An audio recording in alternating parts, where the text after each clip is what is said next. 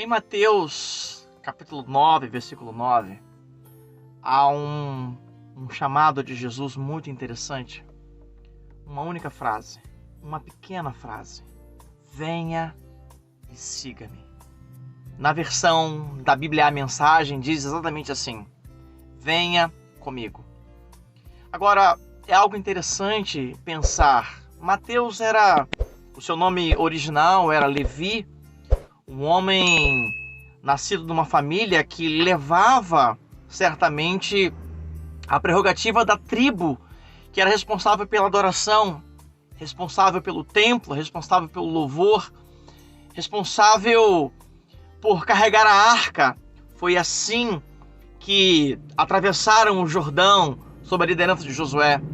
Foi assim que essa arca chegou até o templo, até o tabernáculo, melhor dizendo, construído por Davi. Foi assim que Davi trouxe essa arca, de Baalá até Belém. Foi desta forma, através dos levitas. Mas o que fez Mateus, ou Levi, se empregar num reino que dominava o seu povo, explorava o seu povo? Os motivos nós não sabemos. O que sabemos é que Mateus possuía um emprego muito generoso, um status muito grande, mas algo faltava na vida de Mateus.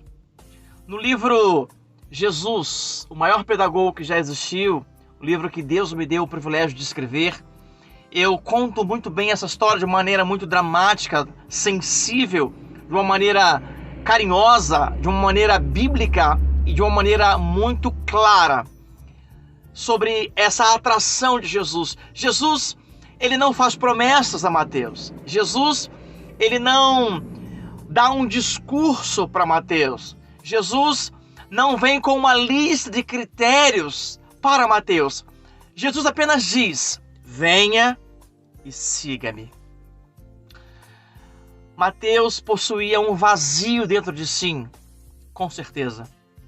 As dúvidas de Mateus acabariam ali. Mateus, sentado no seu posto de coletoria, observava bem cada movimento, observava bem as histórias, observava bem as pessoas. Mateus, ao receber os impostos, ao fazer as suas anotações, Mateus ouvia as pessoas comentarem. E certamente uma grande curiosidade sobreveio, implantou-se na existência de Mateus. Mas toda esta curiosidade tinha um prazo para acabar. Toda essa curiosidade tinha um momento para findar. E esse momento era exatamente o convite de Jesus. Jesus estava dizendo para Mateus: venha e siga-me. Por que Jesus disse venha e siga-me? João escreve que Jesus é o caminho. E Jesus, como o caminho, ele é aquele que convida para o caminho, leva até o caminho, segue no caminho, conduz, guia e providencia o caminho.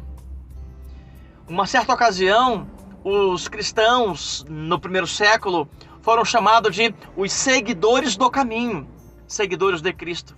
Eu quero dizer que algumas pessoas estão em busca da verdade, mas a verdade não pode ser alcançada se não for através do caminho.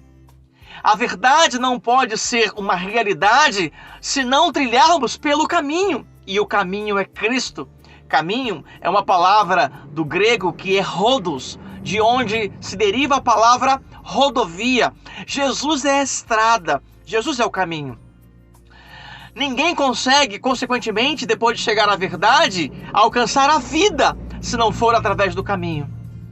Então, o caminho é o processo, o caminho é a vida, o caminho é a verdade, o caminho é Cristo. E se nós queremos ter uma mudança de vida, como uma palavra que muito se diz hoje por demasiados pregadores, uma virada de chave, sem o caminho será impossível.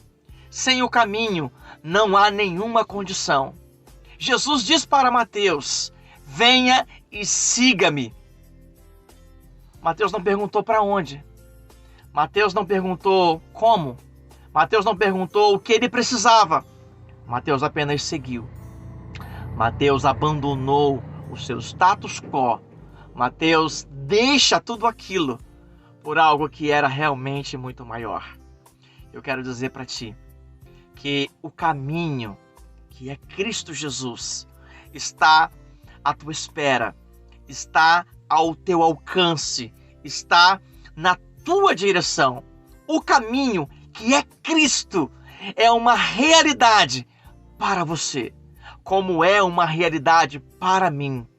O caminho não é espinhoso, o caminho não é difícil, o caminho é possível, porque todos os espinhos, todas as dificuldades, todas as intempéries, tudo isso não se percebe, porque nós passamos a crer num Deus que Ele supre necessidades, um Deus que facilita os meios, um Deus que nos livra em meio a todas as tribulações, porque nele somos feitos mais do que vencedores. Logo, qualquer outra coisa que esteja no decorrer, nós simplesmente passamos.